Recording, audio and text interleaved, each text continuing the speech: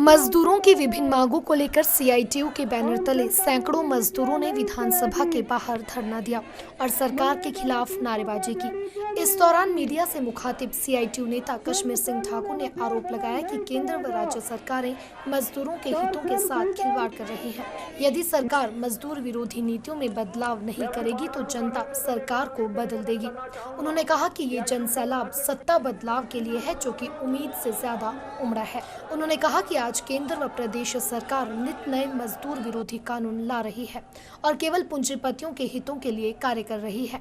यदि उनकी मांगों पर गौर नहीं किया गया तो वे आंदोलन को और उग्र करेंगे, जिसकी जिम्मेदारी प्रदेश सरकार की होगी। उन्होंने कहा कि आज केवल सांकेतिक धरना प्रदर्शन किया जा रहा है, लेकिन यदि सरकार ने उनकी मांगों पर गौर नहीं किया तो वे श्रमायुक्त कार्यालय के बाहर धरना प्रदर्शन पर बैठ जाएंगे।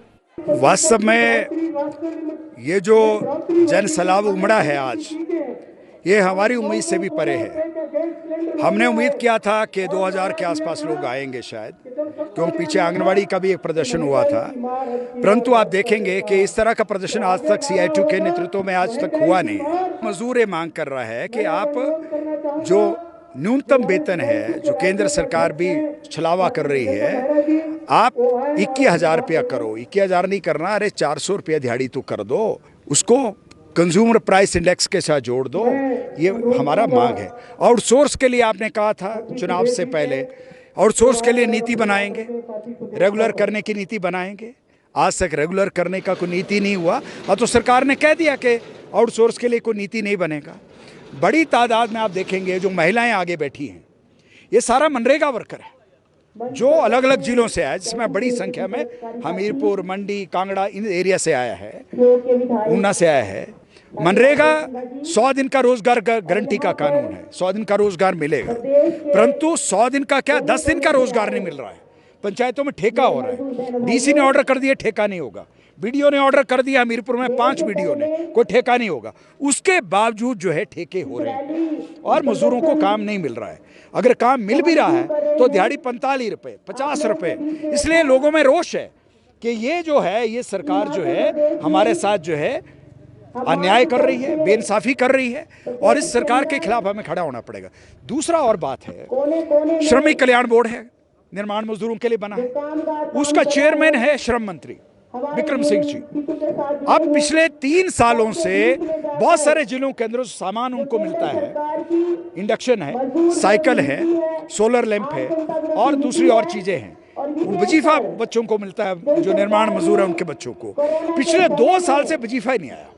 पिछले 2 साल से कोई ये इंडक्शन है, साइकिल है, ये सारी चीजें बटी नहीं। तो लोग ये कह रहे हैं कि कल्याण बोर्ड काय के लिए 1300 करोड़ है कल्याण बोर्ड में जमा, 1300 करोड़, ब्याज भी खर्च नहीं हो रहा है, परंतु सरकार उस पर कुंडली बनाए बैठी, कुंडली मार कर बैठी है।